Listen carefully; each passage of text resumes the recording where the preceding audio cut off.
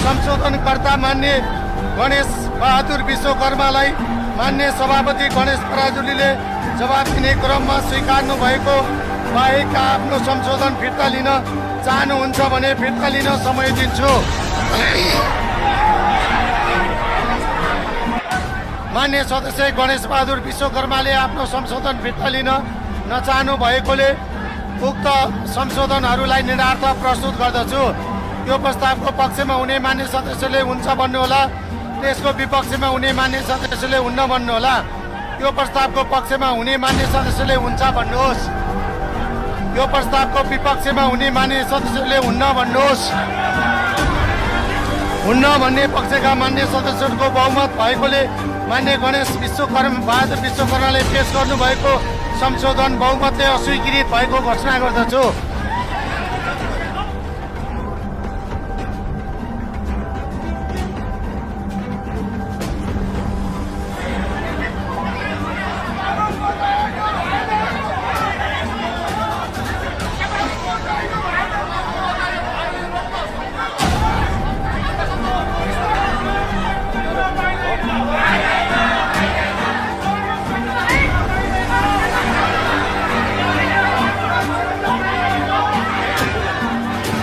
मान्य सदस्यहरू, अब उक्त नियमावलीको मस्यौदा प्रतिवेदनमाथिका संशोधनकर्ता मान्य शम्भु प्रसाद ढकाललाई माननीय सभापति गणेश पराजुलीले जवाब दिने क्रममा स्वीकार्नु भएको बाहेकका आफ्नो संशोधन फिर्ता लिन चाहनुहुन्छ भने फिर्ता लिन समय दिन्छु।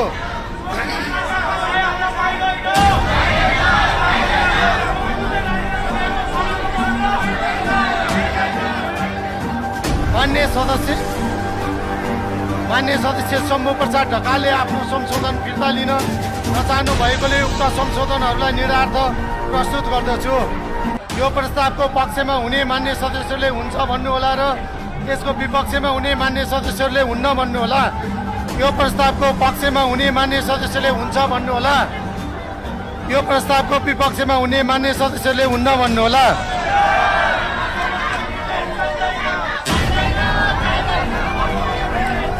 हुन्न भन्ने पक्षका मान्य सदस्यहरूको बहुमत भएकोले मान्य सदस्य शम्भु प्रसाद ढकालले पेश गर्नुभएको संशोधन बहुमतले अस्वीकृत भएको घोषणा गर्दछु। मान्य सदस्यहरू, अब उक्त नियमावलीको मस्यौदा प्रतिवेदनमाथिका मान्य सदस्यहरू, अब उक्त नियमावलीको मस्यौदा प्रतिवेदनमाथिका संशोधनकर्ता मान्य नरेन्द्र कुमार केरुङलाई माननीय सभापति गणेश पराजुलीले जवाब दिने क्रममा स्वीकार्नु भएको बाहेकका आफ्नो संशोधन फिर्ता लिन चाहनुहुन्छ भने फिर्ता लिन समय दिन्छु।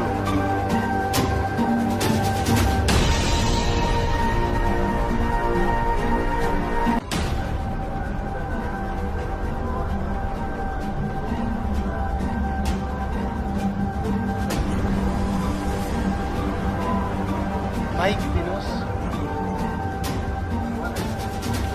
सम्मान्य सभामुख महोदय, हाम्रो संसदको गरिमा र मर्यादालाई जतन राख्नको निम्ति नियमावलीमा संशोधन गरेको प्रस्तावहरू आएको थियो। त्यो प्रस्तावहरू पास होस् भन्ने हेतुले त्यो प्रस्ताव फिर्ता नलिनु होला हार्दिक निवेदन गर्दछु। मान्य सदस्य नरेन्द्र कुमार केरुङले आफ्नो संशोधन फिर्ता लिन नचाहनु भएकोले उक्त संशोधनहरूलाई निरार्थ प्रस्तुत गर्दछु। यो प्रस्तावको पक्षमा हुने मान्य सदस्यहरूले हुन्छ भन्नुहोला र यसको विपक्षमा हुने मान्य सदस्यहरूले हुन्न भन्नुहोला। यो प्रस्तावको पक्षमा हुने मान्य सदस्यहरूले हुन्छ भन्नुहोस्, यो प्रस्तावको विपक्षमा हुने मान्य सदस्यहरूले हुन्न भन्नुहोस्।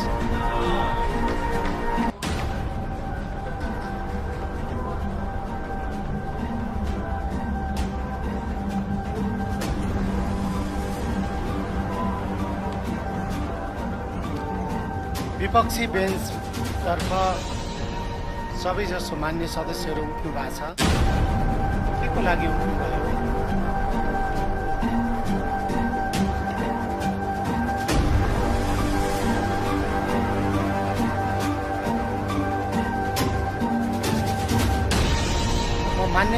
बाँच्न थापालाई समय दिन्छु, छोटकरीमा आफ्नो कुरा राख्नुहोस्। सामान्य सभा बाँकी मान्य सदस्यहरू बस्नुहोस्। बस्नु भन्दा अलिक अघि सबैजनाले भन्नुभएको थियो यो नियमावलीमा जति पनि संशोधन राखिएको थियो त्यसमा छलफल पनि भइसकेपछि त्यो छलफल भए अनुरूप समितिमा पठाइयोस् र पुनः यसलाई हेरियोस् र यसलाई पुनः छलफलमा ल्याइयोस् भन्ने मागहरू अघि सबैले राख्नु भएको थियो। अहिले नै हजुरले संशोधनमा सामान्य सभामुख महोदयले हुन्छ या हुन्न भन्ने टेबल गर्नुभयो। त्यसको लागि हामीले अघि पनि मैले ध्यान आकर्षण गराइसकेको छु। यसलाई पुनः समितिमा लगियोस् भन्न चाहन्छु सामान्य सभामुख महोदय।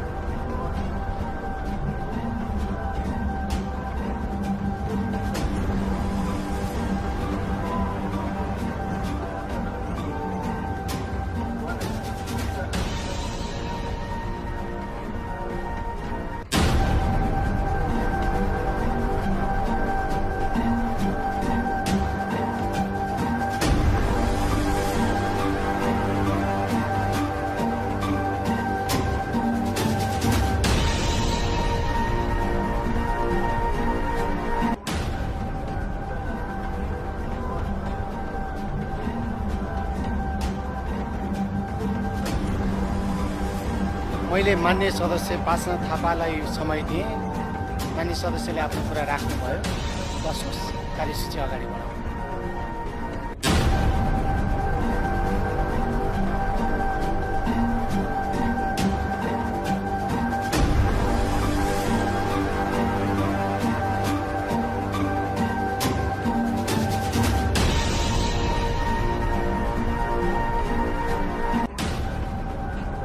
मान्य सदस्यहरूलाई हामीले आजैको कार्यसूचीमा प्रतिनिधि सभामा दफावार छलफल प्रारम्भ गरियो र त्यहीँबाट हामीले यो दफावार छलफललाई यहीँबाट पारित गरिसकेका छौँ आजैको कार्यसूचीमा।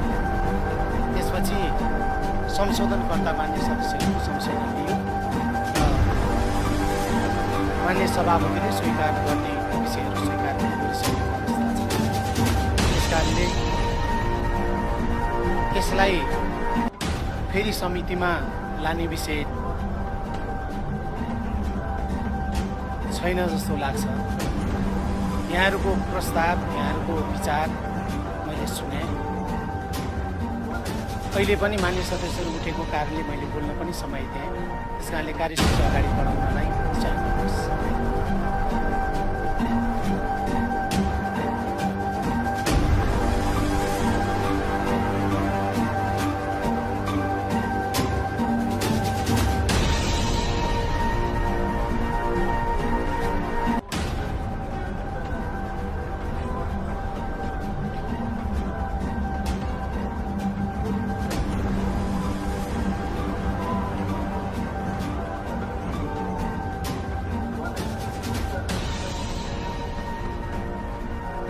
मान्य सदस्यहरू बसेर आजको कार्यसूचीमा अगाडि बढ्नलाई सहयोग गर्नुहोस्।